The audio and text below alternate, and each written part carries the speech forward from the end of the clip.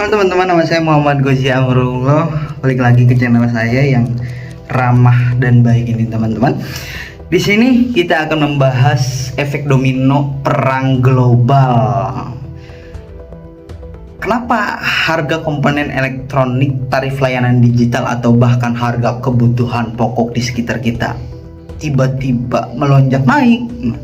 Banyak yang mengira itu hanya inflasi domestik biasa, padahal di era globalisasi saat ini, peperangan dan konflik antar negara yang jaraknya ribuan kilometer memegang peran krusial dalam membentuk ekosistem ekonomi kita.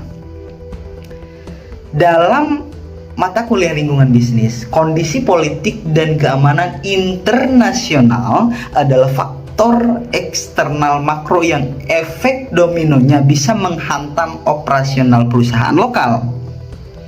Hari ini kita akan membahas bagaimana konflik dunia saat ini berdampak langsung pada operasional perusahaan.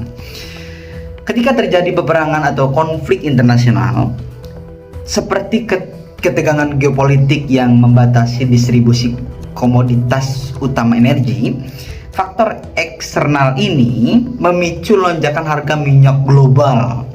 Akibatnya, biaya distribusi logistik perusahaan meroket tajam naik, kemudian mengganggu seluruh rantai pasok atau supply chain dunia. Banyak perusahaan mengalami keterlambatan pengiriman barang, kekurangan bahan baku, hingga penurunan kapasitas produksi. Dampaknya tidak berhenti di situ teman-teman. Sektor teknologi digital dan berdasarkan buatan AI juga terkena pukulan telak.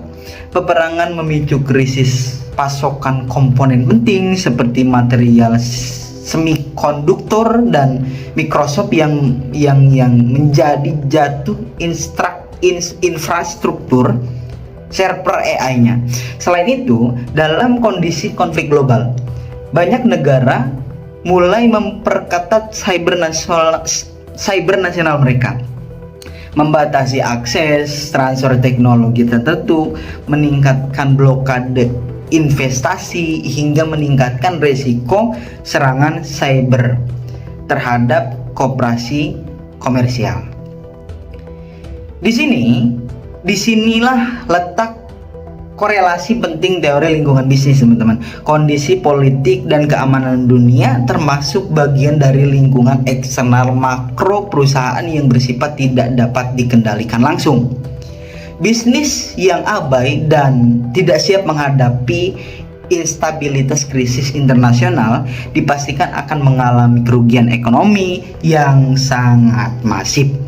Lalu, apa solusi dan langkah adaptasi yang harus diambil oleh perusahaan modern?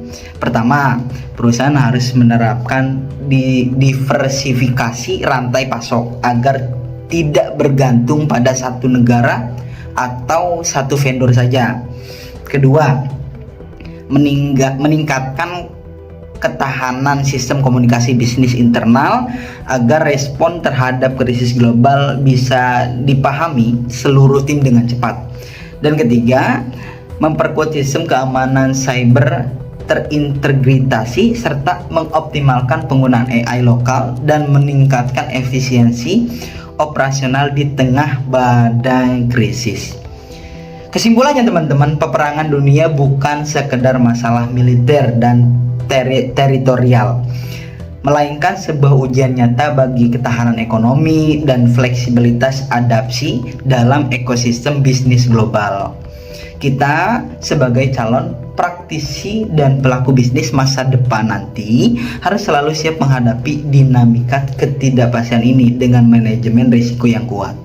Bagi teman-teman yang ingin mempelajari apa yang sudah saya jelaskan lebih lanjut, yuk follow Instagram dan buka website www.amikom.ac.id, dan jangan lupa like, comment, and subscribe. Terima kasih teman-teman.